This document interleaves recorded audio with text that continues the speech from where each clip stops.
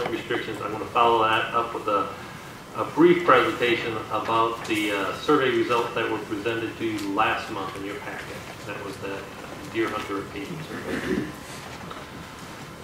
So first off, there were 2 antler point restriction surveys that were conducted. They were a result of proposals that were submitted by the Lower Peninsula Deer Management Initiative. The objective of these proposals were to protect a portion of the yearling bucks from harvest, so thereby allow them to become older. There were 2 proposals, as I mentioned. One covered the north-central portion of the Lower Peninsula. It covered portions or all of 15 counties. And the second proposal covered Zone 3, the southern lower portion. The proposal for the north-central area proposed that we change the definition of what was a legal buck. We changed that. Well, first, currently the definition of a legal buck is a deer with at least an antler 3 inches or more in size. And they wanted to change that definition to 3 points on one side for the first deer. And for your restricted deer, it would remain the same as it currently is, required to have at least 4 points on one side. The proposal also specifically recommended that we exempt mentored youth hunters and apprentice hunters, and also the youth hunters participating in the Liberty Hunt. Also, the proposal stated that the regulations would be in place for 5 years before we would do an evaluation to decide whether we would continue it.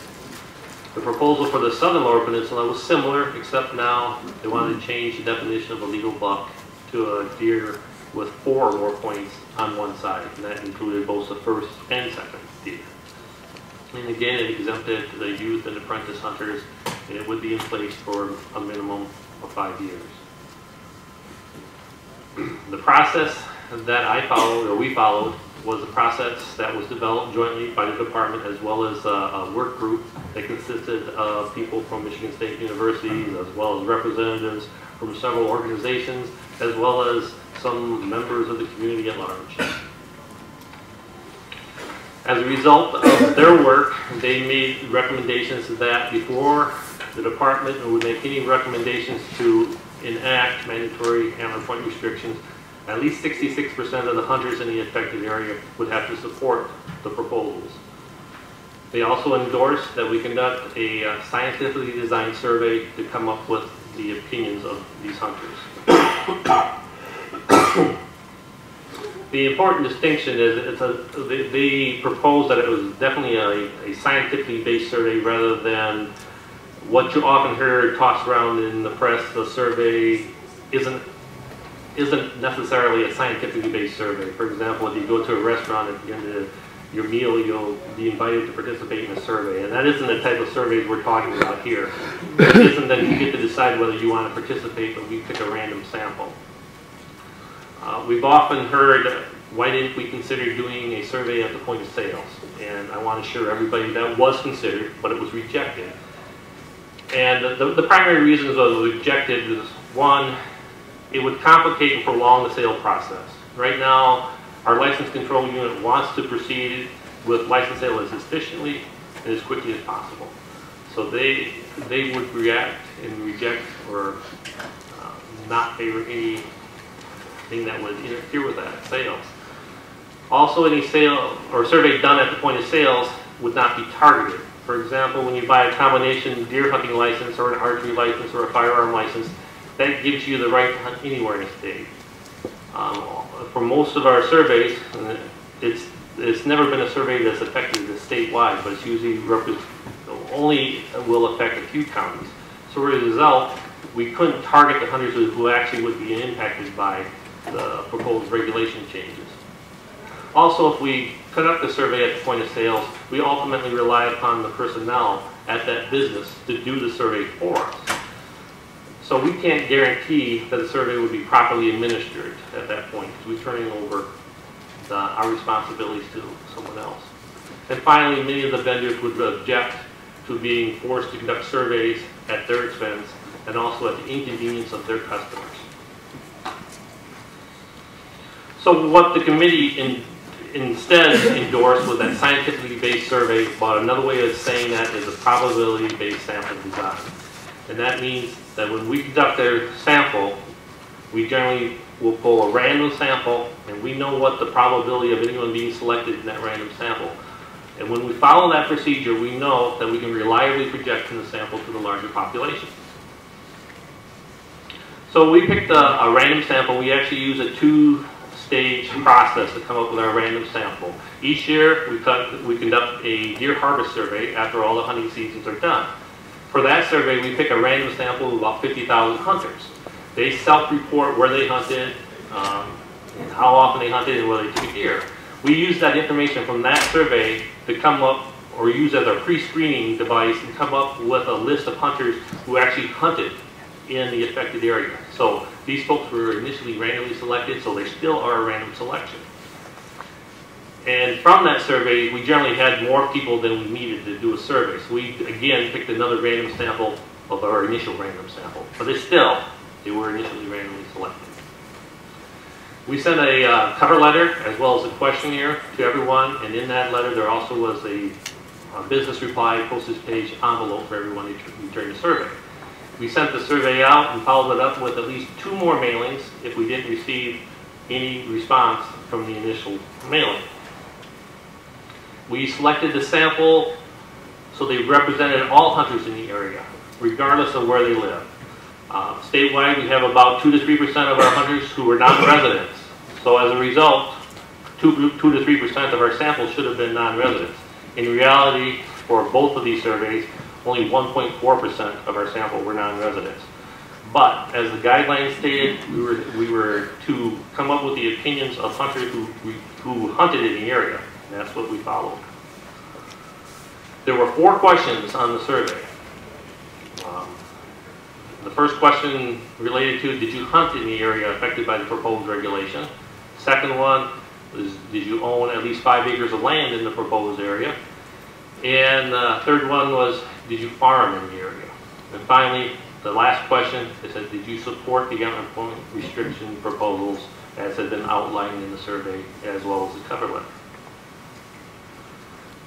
For each of those questions, a person could answer yes or no. Those are the only 2 choices you had. If you didn't respond with a yes or no, for example, you checked both boxes or didn't check either box, it was thrown out. It wasn't counted when we tallied results. Also, if you indicated that you didn't hunt in the area, you were thrown out as well. So when it came to calculating the percent support, it was calculated as the number of yes responses divided by the sum of the yes and the no's.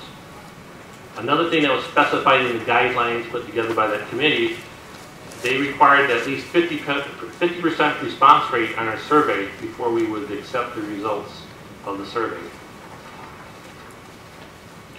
This table gives a summary of the estimated number of hunters in the area that would have been affected by the proposals, the number of people that we included in our sample, the number of people who didn't receive the survey because in most cases they had moved, so we couldn't reach them, and the number of people who returned the survey. And the last column, which is the most important, it indicates that we had a 72% response rate on the survey for the North Central Lower and a 74% response rate for the survey for the Southern Lower Peninsula. So in both cases, we exceeded the minimum of 50% response rate in order to accept the results of the survey.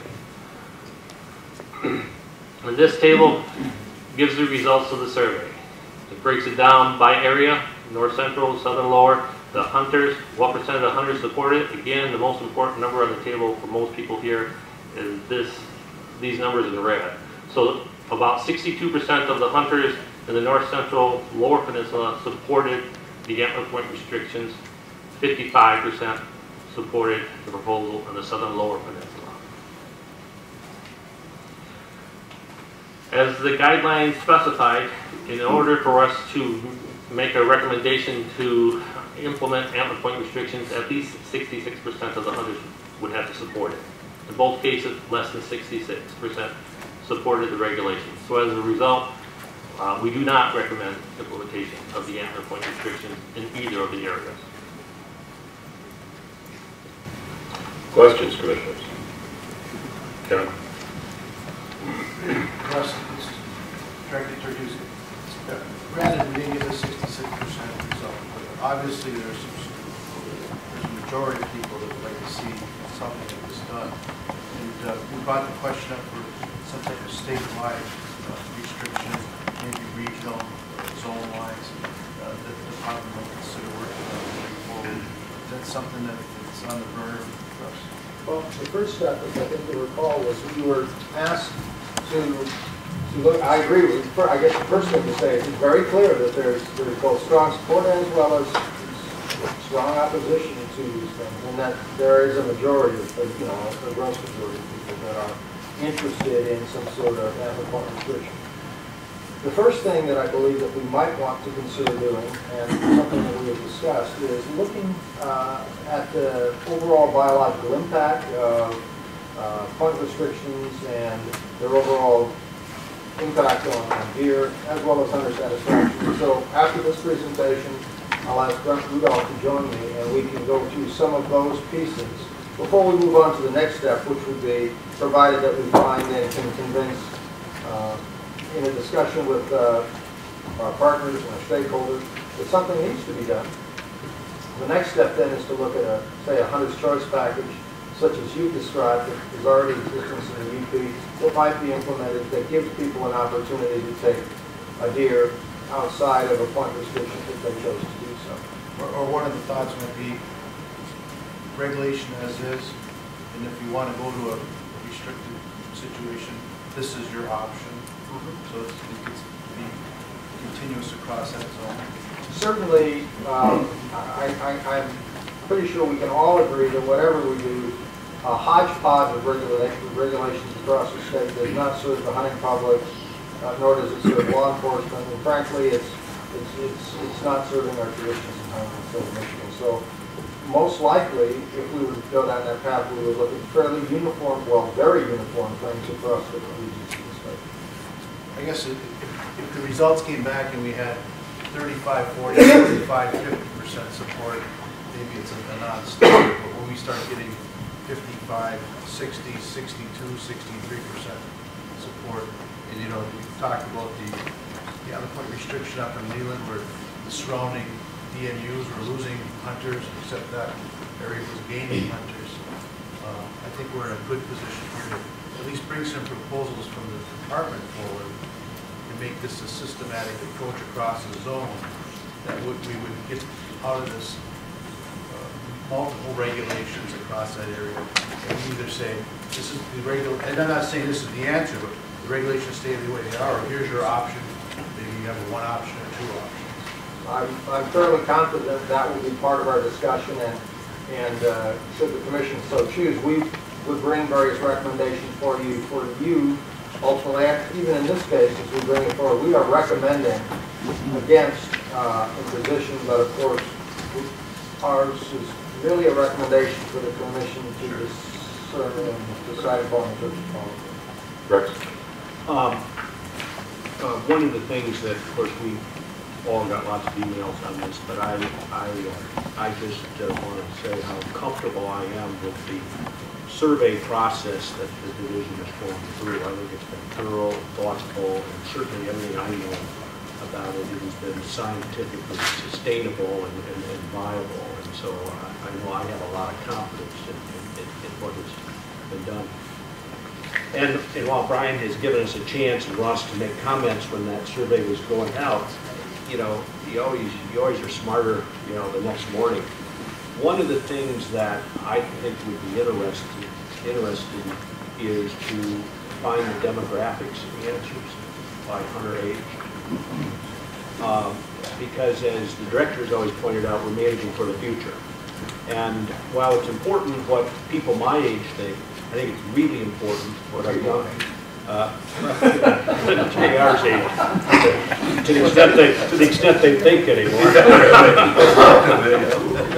But I think that would be very informative to us too. If the vast majority of our younger hunters that are entering the market favor a certain hunting approach, that would be a very important piece of data to me as I sort of looked at this. And that might be something to think about. Certainly we can and probably should incorporate that kind of information as we move forward in this very deliberative process. Yeah. Anyway, so I appreciate all the work Brian's done. I think the surveys are good. I think they're solid. I think they're good. Other questions? Okay. Well, first, thank you. I recorded that. It's been recorded, and I will use that during my evaluation this year. The second presentation I have today is related to the report again that we handed out last month in your packet. This survey covers some of the same ground because it has some of the antler point restrictions. However, it was designed differently. And I'll go through the survey and let you know that this wasn't designed according to the guidelines that were set up for the APR survey. And I will point those out as we go. This is a survey that actually, for the most part, was a repeat of a survey we did in 2006-2007 time frame. And the main objectives were to estimate the importance of deer hunting, to quantify hunting activity during the previous 3 years, and then what we're going to concentrate on today was determine the deer hunters' opinions on various hunting regulations. For this survey, again, we picked a random sample. In this case, we stratified it. We picked approximately 2,000 residents from the UP, 2,000 residents from the northern lower, and 2,000 residents from the southern lower, approximately. It was a little less than 2,000 from each one, but it was about balanced across them. The questionnaires went out in mid-February of 2013. And again, as we do for almost all our surveys, we followed it up with 2 additional mailings to improve our response rates. We had an overall response rate of 58%. Also, in general, our typical mailings and survey process takes at least 3 to 4 months just to complete all 3 mailings before we get around to analyzing the data. First off, we found out that 86% of the licensed buyers indicated that deer hunting was either their most important recreational activity or one of their most. So not surprising, it's very similar to what we saw in 2006 as well. And 99% of the licensed buyers said that they had participated in one of the deer hunting seasons during the 3 prior years. We also gauged hunter satisfaction. Again, this was a broader question than what we asked on our annual survey. We asked them how satisfied they were with their hunting experience during the past 3 years. So rather than a 1-year evaluation, a 3-year evaluation. And we see most of the hunters fell in the camp that they rated their satisfaction as good or fair. Around 55 to 60% for the last 2 surveys we've done. Then a smaller group, about 15-20%, either rated as excellent or very good or poor. Then we had on the survey a bunch of questions. And again, this survey wasn't designed the same way as an antler point restriction survey. We prefaced the questions related to hunting regulations with this following statement. We mentioned that Michigan has a long tradition of allowing anyone who wants to take a buck to go out and buy a license, and they can take a buck. And in the most recent years, most everyone in the state can take 2 bucks, as long as the second one has a minimum of 4 points on one side. And then we also mentioned that in recent years, less than 5% of our hunters take more than 1 buck. So then we asked a series of questions gauging hunters' support for, first off, just the general additional restrictions on buck harvest. And this question was asked the same way in 2006, so the results from 2006 and 2012 are directly comparable. And we see similarly across each of the regions, over 50% of the hunters supported additional restrictions on the buck harvest. I also have a comparison from a 2001 study. This was a study done by Michigan State University personnel. They didn't ask the question exactly the same way. In fact, they prefaced their question stating that do you support additional restrictions with the goal of allowing the yearling bucks to become older. So that was very similar to the questions on the APR. So the data from 2001 is more directly comparable to what you see from the APR surveys I reported. We also asked what percent of deer hunters supporting the existing buck harvest restrictions. Specifically, you can take 2 bucks, but the second buck has to have at least 4 points on one side. And we saw that nearly 2/3 of the hunters statewide from each region supported the current regulations. This doesn't mean they preferred it. We didn't ask for preference. We asked, do they support it? We also asked what proportion of the deer hunters supported regional antler point restrictions. So in this case, in the UP, it was a minimum of 2 points on the side for that first buck. In Lower Peninsula, 3 points on the side for your first buck, and then for the Southern Lower Peninsula, 4 points on a side for both your first and second deer. And here we see there's about equal support for support and opposition for those regionals antler point restrictions.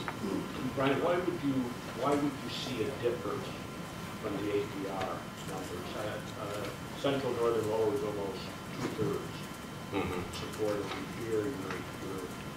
Those are very good questions. I'm going to cover some of that, so I guess I'll hold off answering it directly, and we'll get into it here very shortly.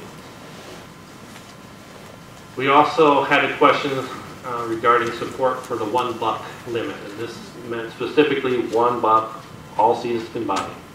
This question's been asked in a few different variations on earlier surveys. The earliest I could find was a survey done back in 1993, and again they asked it on the 2001 survey. And generally what you see across the board is that more people oppose that than support it. So it's nearly 55, 60% opposition for the 1 buck rule.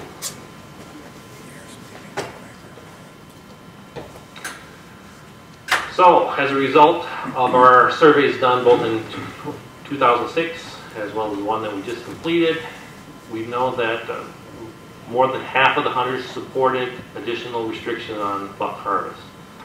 We also had the results of that earlier study done by MSU, and they reported that 70% of deer hunters believed there were too few mature bucks for harvest.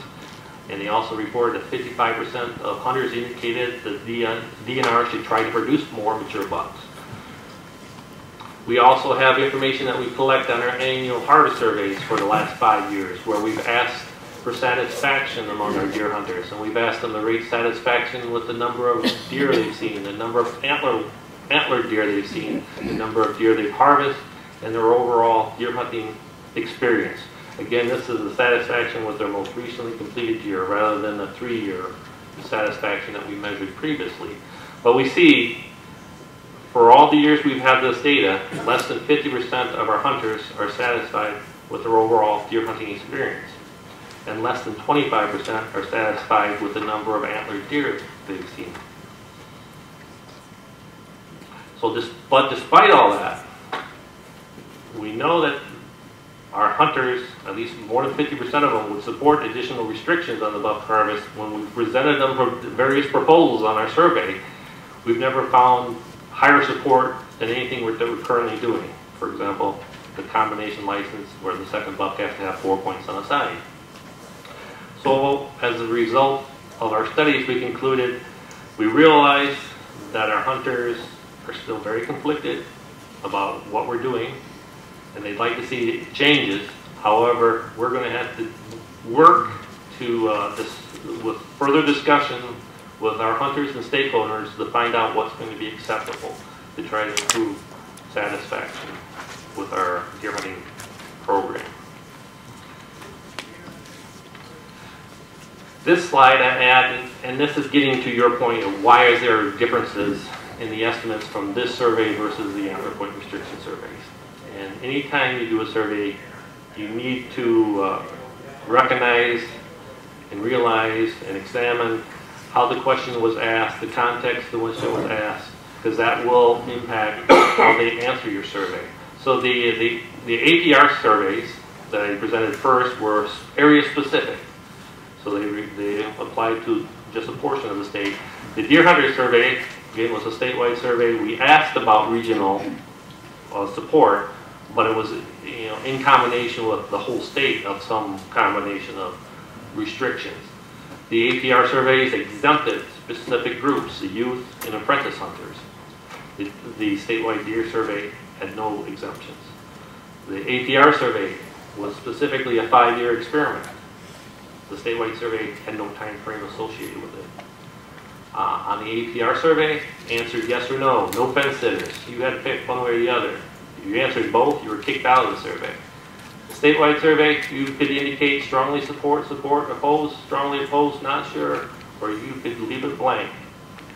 And as a result, people were forced to come up with a different answer to it. And I guess most importantly, the APR surveys requested that a proportion of the yearling bucks from harvest were allowed to become older. That was their main objective. Whereas the statewide survey, there was really no rationale why we were doing it. We prefaced the question stating that only 5% of deer hunters take 2 bucks. Do you want us to put more restrictions on them? Not surprisingly, you won't see as much support. So with that, I'll take any other questions. Additional questions? Okay. Back under the discussions where you talked about less than 50% of the hunters have been satisfied, is that with overall seen deer and bucks, does, and? Yeah, we ask it as a very general satisfaction. It's supposed to be our most inclusive level of satisfaction. So it's supposed to take in all your things, but I don't know how much money you lost playing cards. yeah. The reason I ask that is it ties into the question that was asked earlier. I believe a lot more of the younger generation hunters are happy if they get the opportunity to shoot a doe, and they see that as a successful hunt. Okay. I agree. A lot of the older hunters, and I'll lump Rex and I into that group.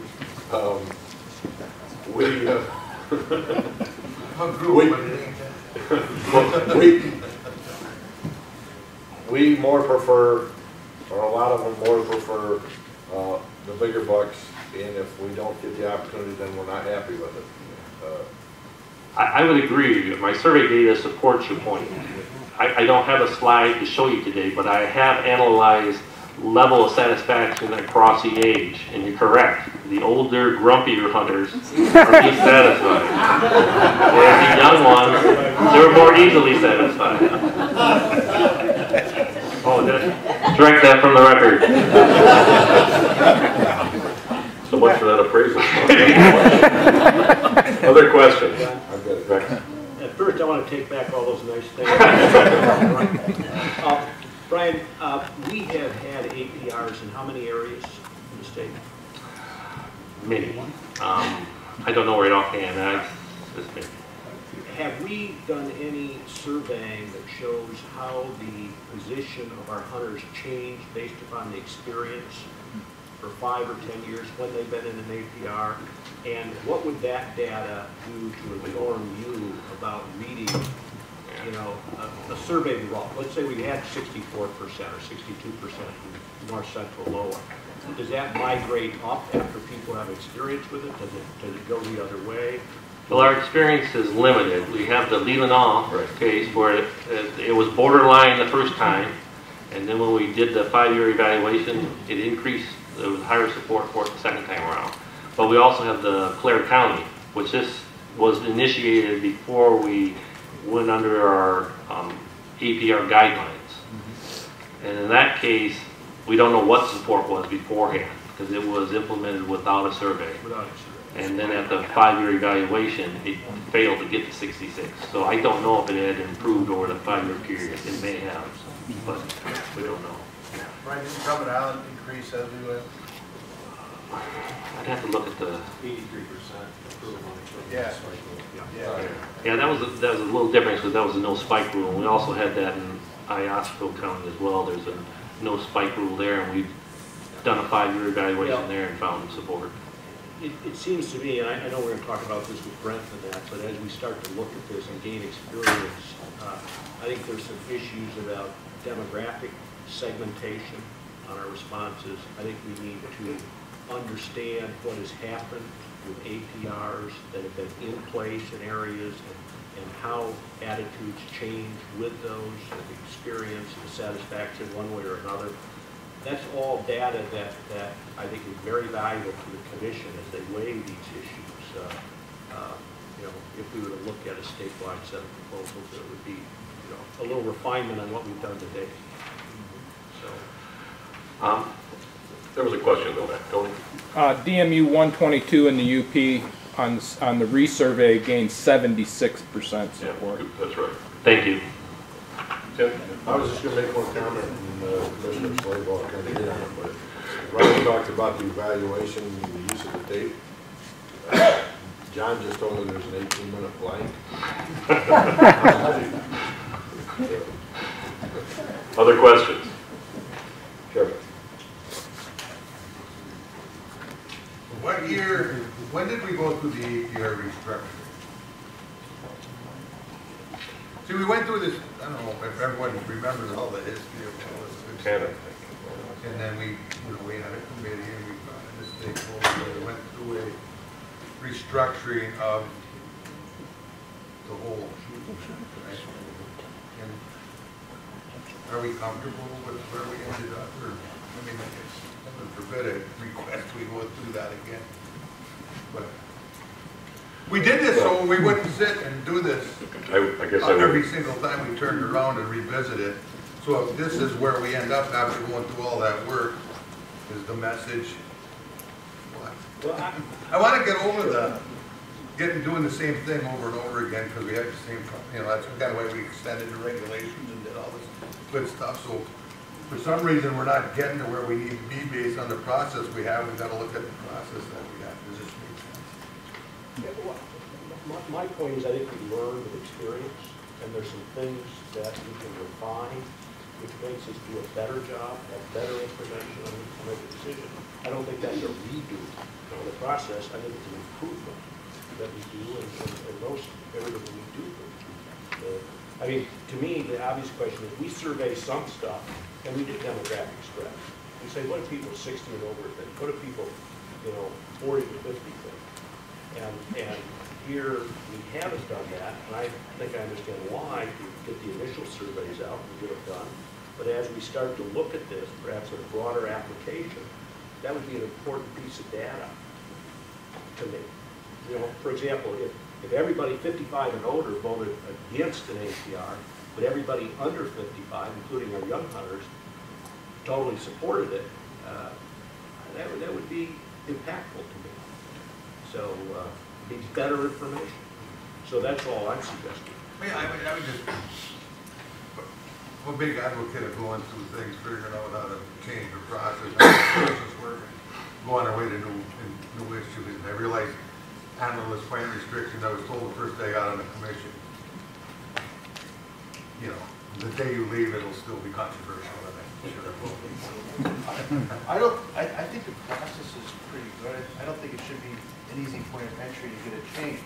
I think it's a pretty high bench, but for a change to happen, you know, you got to get the support, which is the whole process of. That's why it was set up. Yeah, my concern is we're starting to get at 60, 62, 63% of the population wanting this option. So there's certainly some momentum for that group to have some type of regulation. I'm just concerned going forward, we're going to have a checkerboard regulation. It's going to be very difficult to manage. And that's why I keep coming back.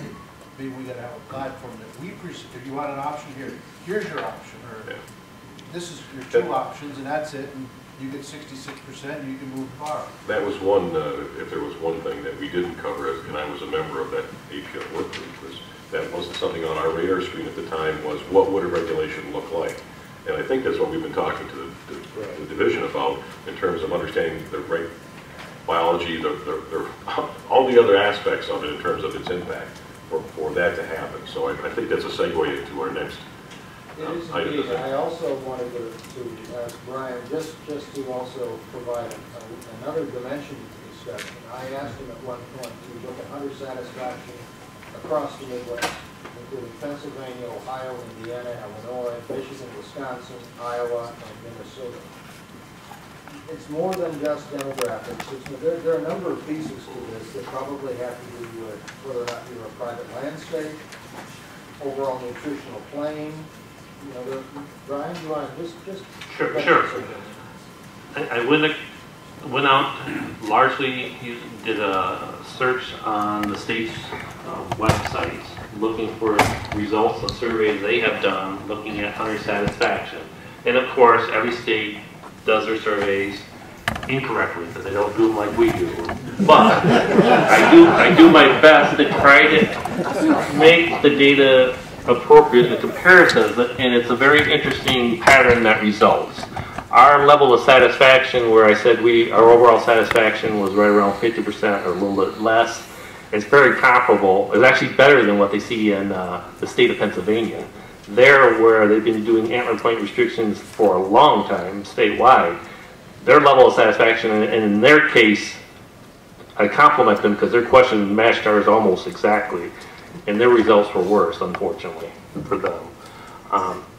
And then when I compare results across Ohio, Indiana, Illinois, Iowa, Minnesota, you know, the Corn Belt states, I get very similar levels of satisfaction, and they are undoubtedly higher than ours. However, there's definitely a relationship between soil fertility and satisfaction that probably is related to, you know, how quickly the deer mature and how well they mature in terms of antler development.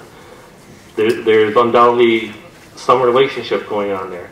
And if you even look at, if you go across the state, the pond, to Wisconsin, their results, though they ask them differently, they're very similar to ours in terms of levels of satisfaction, and they have some similar soil profiles that we have. So my takeaway from all this, there are some inherent differences among states in our ability to produce quality deer, given what we have to work with. And that's apparent in some of the comparisons among states. Would you sort of suggest that's why non-resident deer licenses in Illinois and Ohio are mid-teens versus our 4% or something? Correct, we're about 3%. 3%? 2 to 3%. Yet Wisconsin's is higher than ours. They're getting a larger percent of non-residents coming into Wisconsin to hunt deer than ours, significantly more, as I recall. Yeah, if you look at the distribution of, and I'm going to use the soil scientist technical terms about where the mollisoils are and where the alpha sol soils are, which are very fertile soils and make possible the Corn Belt. They also are responsible for where you see a lot of those trophy bucks being produced, and as a result, they are driving the demand from hunters to hunt in those areas. And they're not trivial differences. To put it in context, Pennsylvania's in the 30s. We're higher than Wisconsin by a point or two. We're in the 40s. But if you drop down a tier of states to a higher nutritional plane and also private lands, and those 3 states I just mentioned, you have somebody to blame if you don't like it. 3 public lands versus all the private land states. All the lower states are in the 60s and in the 70s in Minnesota. So there are other inherent complexities as we think about these things that are important to consider in context as we try to do better here in Michigan and meet hunters' needs or expectations. Other questions? Yes, sir. Yes, sir. As a former junior high school, and college math teacher, I have one question, and I may have confused what you were saying, but the illustration for the opinion survey showed in the mid-40s for support, and then the subsequent frame, you said, I believe your statement was that the majority of hunters supported APRs. I don't know a math teacher that would say anything in the mid-40s was a majority. Did I confuse what? No, you're correct, but you're also ignoring that I cited studies that we've done previously, as well as the studies done by Michigan State University, where they have had over 50%. Ours, you're correct. It's right around 47, 46, both ways. So your subsequent comments included more than the opinion survey. Is that what you're saying? Well, when we do a study, there generally is always a section where we present our methods we use and the results of our study, and then the discussion. And in the discussion, we typically bring in the broader results that we learn from not only our study, but from previous studies. I mean, that's the way science progresses. We build upon the previous studies that have been done. Think of it in terms of sort of a meta-analysis. We're looking at all of the available information, and when you look at the body of evidence, it's reasonably clear that there is a, as I said, gross majority. I think the short answer to the question is yes, it did include more than that, just one study. Yeah. That's the answer. I like that meta-analysis. And I don't have PhD after my name. What the heck? Well, you got some other letters. Any other? I do, but there's going to go. Any other questions? We can't talk about those. No, we can't. Dr. Mason, who's next? I think, as you mentioned, sir, this is a wonderful opportunity to segue to the next piece. Part of the discussion that we've had and part of the controversies that we see revolve around what we expect to occur as a consequence of the imposition of a mandatory and report restriction. For that reason, in our discussions, you've requested, and we agree very timely, to think about looking across all of the available information nationally so that we can provide that information to the Commission and to the public to help inform the discussion and perhaps decision-making in the future. And to that end, I've asked Dr. Rudolph to join us again to talk a little bit about what we intend to do. So I have just 2 slides to kind of provide the broader context on other evaluations, other issues related to antler point restrictions, independent of the 2 specific proposals. We've been trying to provide reminders to folks for probably over the past year or so, as all of this work has been going on, that again, we have the hunter's choice regulations that have been in place in the Upper Peninsula, that have been in place in DMU 487, our TB area, that have the option of being able to shoot 1 buck of any size, or if there are 2 bucks, if you're pursuing 2 bucks, then you have a restriction on both of those deer. We, of course, retained those regulations with the recent conservation order amendments, simply setting up the new license package system, you'll remember. So now the only difference is the single deer tag is an option. You buy a tag for 1 buck or for 2 bucks, and that single tag is good in any season. But we, for now, have retained that in DMU 487 and the UP, someone hunting under that single license would be able to take any legal deer. If there's a point restriction in an individual unit, that would apply, but otherwise it would not regionally. And that the combination license hunters, those buying 2 licenses, for now still would have the point restrictions applied. However, it's our intent as we go through setting up the actual deer regulations, not just making those changes to enable the new license package that came online, to provide our Wildlife Division evaluation of what has happened under those restrictions. We did that evaluation with the UP. We've shared it with our deer advisory team. You should have seen that as well. It's been an ongoing topic of discussion among the advisory team on various restrictions, hunter's choice, or other options. For Deer Management Unit 487, as we wrap up this past season's harvest summary from the harvest survey, we'll complete a similar analysis there to determine what impacts were of those hunter regulations, or those hunter's choice regulations. So probably in the month of May, those are the usual months, May, June, July, is when we're setting our deer regulations. We will share those analyses and bring forward any recommendations we have for keeping or retaining or changing those specific areas. So beyond that, and that gets us into an area now, a situation between those 2 areas, the recent implemented point restrictions and the 2 proposals that covers every area of the state with some type of enhanced restriction that we would be making decisions about for this next season. But again, with the interest, people have heard a lot of other questions or opinions on what various buck harvest restrictions impacts may have on any of the topics listed under here in the third-party evaluation of impacts. There are more than just these, but it seems like these are the key ones for getting potentially some additional insight about what has occurred in Michigan and potentially elsewhere in terms of population impacts, so impacts on deer, sex and age ratios, for example, of what the role is that they may play in disease risk, the role that these restrictions may play in hunter participation, and again, specifically maybe different implications for different ages and other demographic categories. Looking at hunting-related economic impacts, or people hunting more, spending more for management, spending less, hunting less, and so forth. And then incidents of crop and silvicultural damage. So our proposal at this point under those topics is to solicit some evaluations, some third-party outside evaluations of some of those potential impacts of buck harvest restrictions. Over the next few months, our plan would be then to solicit some of these evaluations. We'll review what we receive as proposals and select by June-ish, we're thinking could be manageable, which ones we would support moving forward with.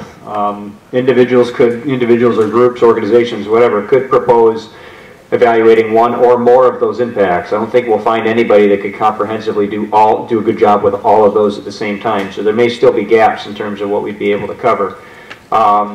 They may potentially evaluate quality deer management practices more broadly, apart from just buck harvest restrictions.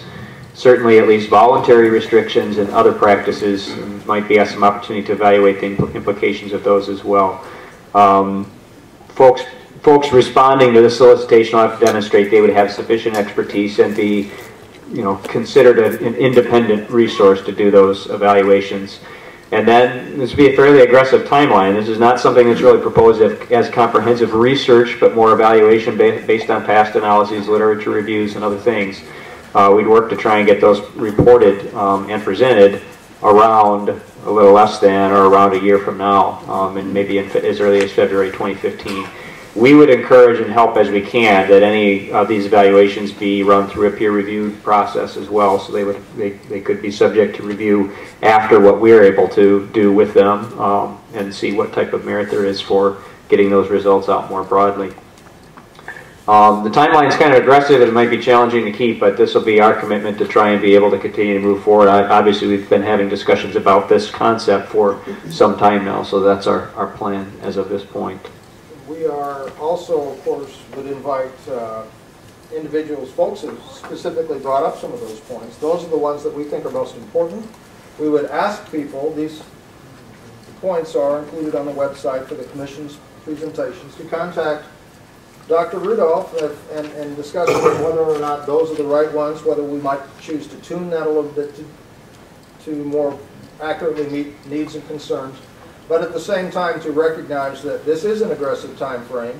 If folks want to have those contacts or to have that dialogue or opportunity to influence the proposal that will go out to potential contractors, to individuals to provide this information, that they do so quickly in the next couple of weeks, or so that we are, in a couple of weeks from now, we're in May. We would like to, or in April, we would like to move forward with this to identify who it is that we would select to provide this information to. Let me emphasize that. 2 weeks. Commentary is going to come forward in 2 weeks. If it doesn't come in 2 weeks and it doesn't get included, so be it. That's where we're going to move forward. As I tell my staff all the time, these projects are gaseous. They'll occupy whatever space we give them. So let's give them the right amount of space and get them done. And you'll recall on the demographic topic in particular, we have a more comprehensive research plan moving on being able to address those pretty in depth, and we'll work in somewhere in this timeline to break some updates on that. That'll be a pretty interesting project for a few years to come in terms of not only evaluating the patterns but looking at ways we could then respond to it. It's not specific to point restriction, other things, it's deer hunting participation overall. So, couple of points for your reaction.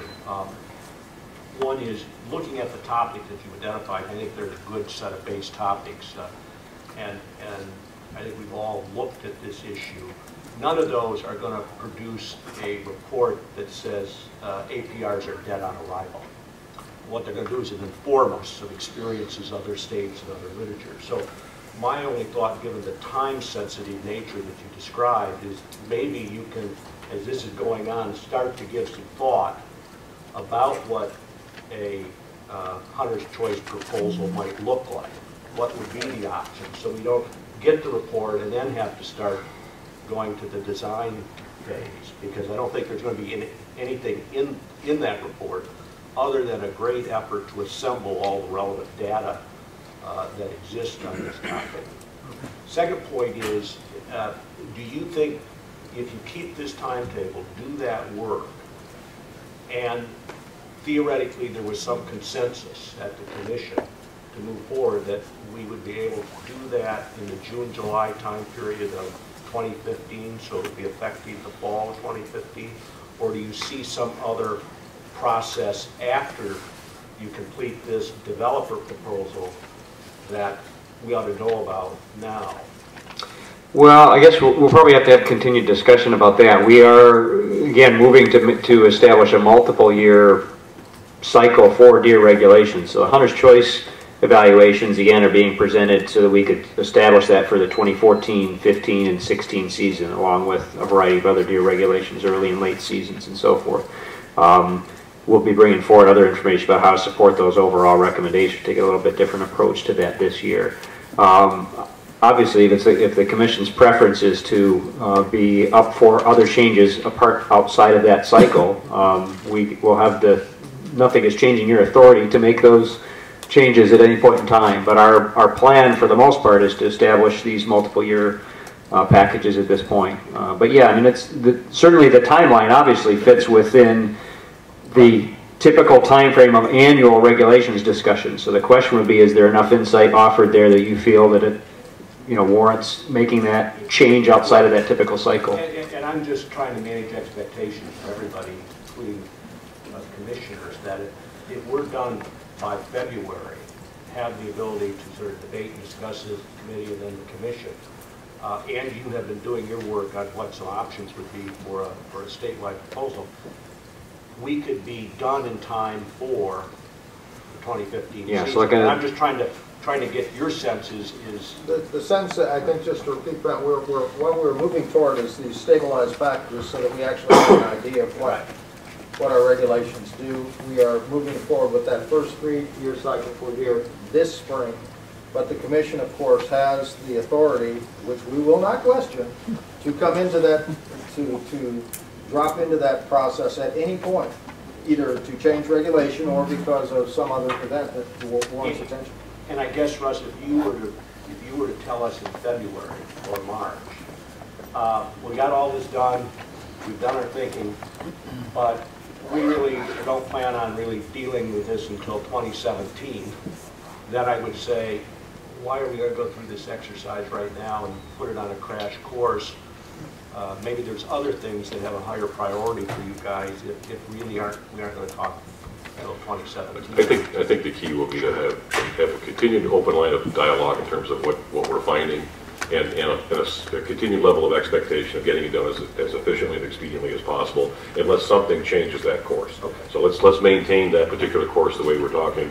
Let's have it as we don't expect this to be. We don't know anything until this one day. We're gonna learn pieces of this as we go. Let's continue that dialogue, and I think that's going to help us understand. It's good to point out, because obviously what the response is to the solicitation may change that view as well. There may be an unwillingness for many folks to jump in that would be able to help under that time frame and still do a quality job. So if there's a gap there, that would be a good question. John and I can tell you, because we've made our living selling professional services, depending on how many zeros put out, it can be done tomorrow. Yeah, that's a good point. The question is, when can I have it versus how much does it cost? Yeah. And that concludes our presentation to you, commissioners. Do you have any further questions for us? Any further questions, commissioners? Oh, great presentation. Wonderful presentations, great amount of information, all valuable, all necessary, and we look forward to continuing working with it. Thank you so much, Dr. Rudolph. The committee will stand adjourned until 20 after 3, and we'll convene as the committee of the whole at 3:20.